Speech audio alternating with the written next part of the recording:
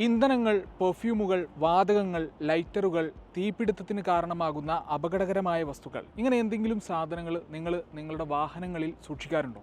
അങ്ങനെയാണെങ്കിൽ ഇനി കൂടുതൽ ജാഗ്രത പുലർത്തേണ്ടതുണ്ട്. കാരണം ഒമാൻ അടക്കമുള്ള എല്ലാ GCC രാഷ്ട്രങ്ങളിലും ഓരോ ദിവസം കൂടുന്തോറും താപനില വർദ്ധിച്ചു വരികയാണ്.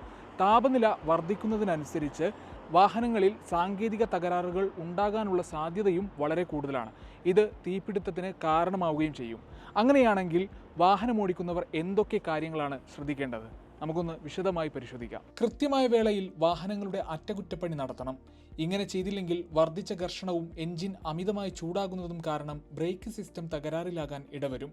റേഡിയേറ്ററിലെ വെള്ളത്തിന്റെ അളവ്, എൻജിൻ ഓയിൽ പരിശോധന, ടയറുകളുടെ സ്ഥിതി, ബ്രേക്ക് സിസ്റ്റം, വാഹനത്തിന്റെ താപനില നിരീക്ഷിക്കൽ, എൻജിന്റെയും കൂളിംഗ് ഫാനുകളുടെയും പ്രവർത്തനക്ഷമത, മുന്നിലെയും പിന്നിലെയും ലൈറ്റുകൾ പരിശോധിക്കുക, മുന്നറിയിപ്പ് സിഗ്നൽ ലൈറ്റുകൾ, സ്പെയർ ടയർ, അഗ്നിശമന ഉപകരണം എന്നിവ ഉൾപ്പെടെയുള്ള പതിവ് അറ്റകുറ്റപ്പണികൾ ഡ്രൈവർമാർ നടത്തേണ്ടത് അത്യാവശ്യമാണ്. ഓടിക്കൊണ്ടിരിക്കുന്ന വാഹനത്തിന്റെ ചൂട് ഗണ്യമായി കൂടിക്കൊണ്ടിരിക്കുകയാണെങ്കിൽ ഡ്രൈവർമാർ റോഡിന്റെ വശത്തേക്ക് നിർത്തി ഡ്രൈവിംഗ് ഒഴിവാക്കണം.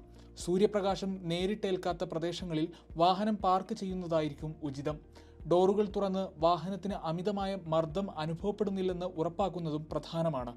ഓടിക്കൊണ്ടിരിക്കുന്ന കാറിനാണ് തീ പിടിക്കുന്നതെങ്കിൽ മറ്റു വാഹനങ്ങൾക്ക് മുന്നറിയിപ്പ് സിഗ്നൽ നൽകണം. കത്തുന്ന വസ്തുക്കളോ മറ്റു വാഹനങ്ങളോ അടുത്തില്ലെന്ന് ഉറപ്പാക്കി സുരക്ഷിതമായി റോഡിന്റെ വശത്തേക്ക് കാർ ഓടിക്കണം. ഇതിനുശേഷം എഞ്ചിനും ഹെഡ്ലൈറ്റുകളും ഓഫ് ചെയ്യുകയും എല്ലാ യാത്രക്കാരെയും പുറത്തിറക്കുകയും വേണം. കത്തുന്ന വാഹനത്തിന്റെ അടുത്ത് നിൽക്കുകയും ചെയ്യരുത്.